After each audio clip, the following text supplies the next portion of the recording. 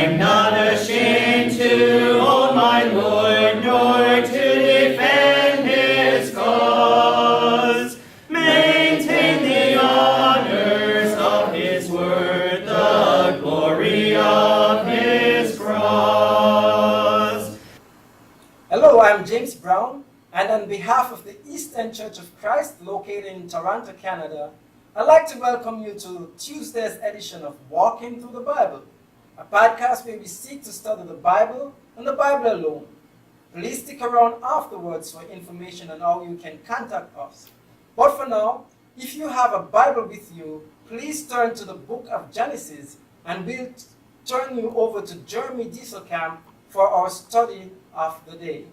Thank you, James, and welcome to all of our viewers. This is the 19th lesson in our study of Genesis. Yesterday, we covered Genesis chapter 3, verses 14 and 15, discussing the punishment of the serpent and the devil. If you missed that episode and would like to watch it, you can find it and all of our other podcasts on our website at www.eastendchurch.org. You can also find them on our YouTube channel at www.youtube.com/EastEndChurchOfChrist under the Walking Through the Bible Genesis playlist. Today we're going to begin with Genesis 3:16 and read through verse 20. The text that you'll see on the screen is from the English Standard Version, but you're welcome to follow along with any version that you have. So let's now read Genesis 3, beginning at verse 16. To the woman he said, I will surely multiply your pain in childbearing. In pain you shall bring forth children. Your desire shall be for your husband, and he shall rule over you. And to Adam he said, because you have listened to the voice of your wife, and have eaten of the tree of which I commanded you, you shall not eat of it. Cursed is the ground because of you. In pain you shall eat of it all the days of your life. Thorns and thistles it shall bring forth for you, and you shall eat of the plants of the field. By the sweat of your face you shall eat bread, till you return to the ground, for out of it you were taken. For you are dust, and to dust you shall return. The man called his wife's name Eve, because she was the mother of all living. Having cursed the serpent, God now turns to mankind for punishment. He starts with the woman, the one who was deceived.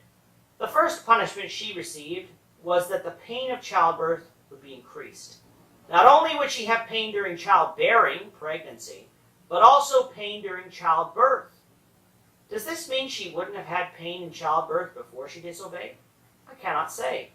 But even if she could, it would be nothing compared to the pain she would experience now. The second part of the curse was that she was to be subject to her husband. Up till that point, we read of no hierarchical order between man and woman, only that the man was made first and that the woman was made as a helper. But even with that being so, headship was not discussed in chapter 2, so we can't assume that such an arrangement existed. For all we know, it appeared that both lived as complete equals and that the only head of mankind was God.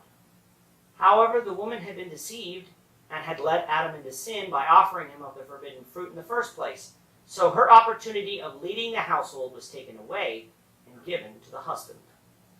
This teaching is unpopular in today's feminist-driven society, but it is the will of God. Now, this doesn't mean that the woman is to be treated poorly or to be the man's slave, but it does mean that men are to be the head of the household and to lead it. The man's punishment for his rebellion is hard labor. God cursed the ground and made it harder for man to eat of its fruit, because it would produce thorns and thistles that would weaken what it produces. Man would have to work hard to rid the ground of these hindrances, or else his food would die. Up to that point, it seemed that all Adam had to do was to tend to the garden or take care of it, but it would readily produce food to eat. After Adam sinned, though, man would have to work by the sweat of his brow in order to eat. It is here that God told Adam that this curse wasn't for a few weeks, a few months, or a few years, for he would have to work for his food until the day he returned to the dust. We still learn the same lesson today. If we're able-bodied adults, we're not to mooch off of our neighbor, but in normal circumstances, work so we can eat. In the end, after handing down punishment, God did confirm that Adam and his offspring wouldn't live forever, but would return to the dust he was formed from on the sixth day of creation. Yes, Adam and the woman died the moment they ate of the fruit, in that they were separated from God by sin. But God also ensured that they would die physically, something we'll get into in tomorrow's episode. Our final thought today concerns Adam now naming the woman Eve. Up to this point, I've tried to refer to Eve as the woman, for up until now, that was her name.